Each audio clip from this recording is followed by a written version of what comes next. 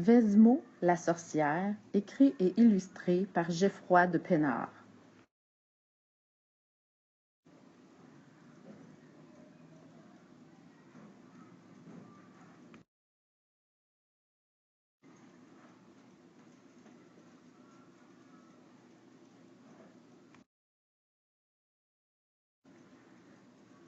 Au plus profond de la forêt, il est un endroit effrayant. Les arbres y sont sombres, rabougris et couverts d'épines acérées. L'odeur y est pestilentielle. C'est le domaine d'une abominable sorcière. Elle est méchante et capricieuse.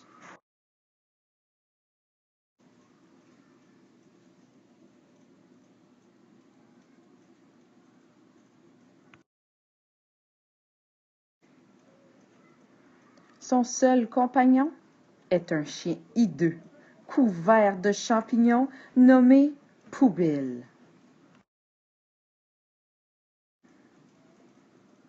Il est vilain et teigneux.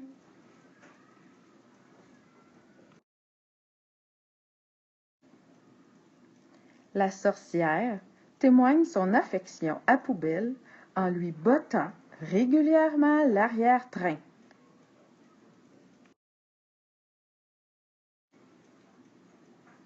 Et celui-ci lui montre sa gratitude en lui mordant les mollets avec ardeur.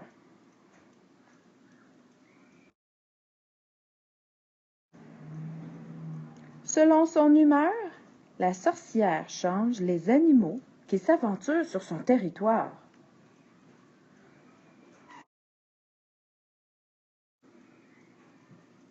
Elle les change en serpents ou en crapauds, en cafards ou en punaises, les fleurs en bouses nauséabondes et les papillons en papier gras.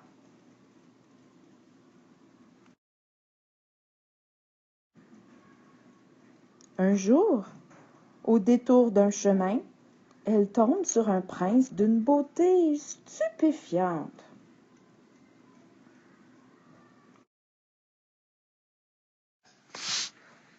Formidable!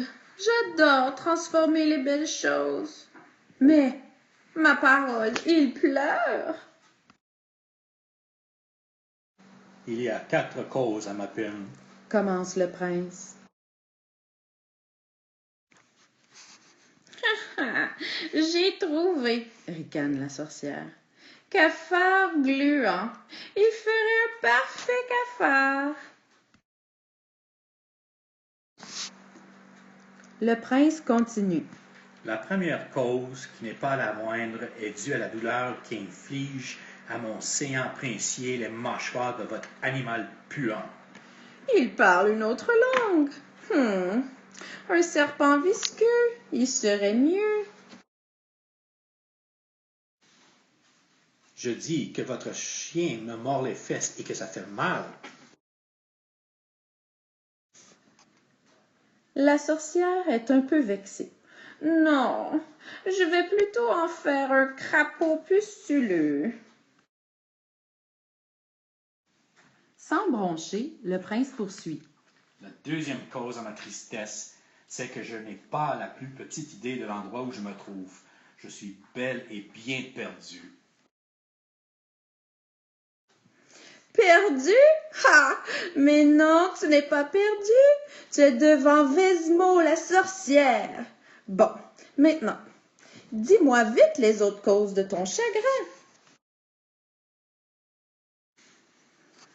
Car j'ai grande envie de commencer ta transformation. Je ne peux pas les dire, Madame Vesmo. Je crains que cela ne vous mette en colère. Il commence à m'agacer, celui-là. Une araignée enrhumée. Voilà en quoi je vais te changer. La troisième cause, c'est votre épouvantable laideur et votre odeur repoussante, Madame Vesmo. Votre présence est extrêmement pénible à supporter. Ainsi, beau prince, je suis pas assez belle pour toi? Et que dirais-tu d'un petit bisou?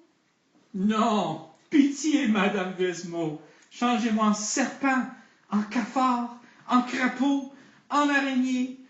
Comme il vous plaira, mais pas de ce bisou, je vous en supplie. Ah, je ne résiste pas. Et la sorcière gratifie le prince d'un baiser baveux à souhait. Pouif! En un clin d'œil, le beau prince est devenu un horrible sorcier. Génial! Le charme est rompu. Merci, exquise diablesse. Je me présente, Grumeau, redoutable enchanteur. Il y a quelque temps, une stupide fée m'a changé par surprise en prince charmant. C'est d'ailleurs la 4e et plus profonde raison de ma tristesse.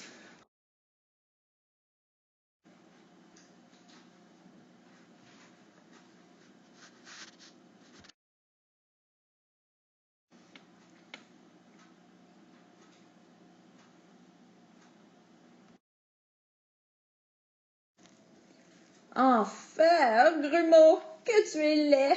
Tes guenilles exhalent une délicieuse puanteur. Par tous les diables, Vesmo, tu es la personne la plus monstrueuse qui m'ait donné de rencontrer. Ton parfum est plus doux que celui d'un putois malade.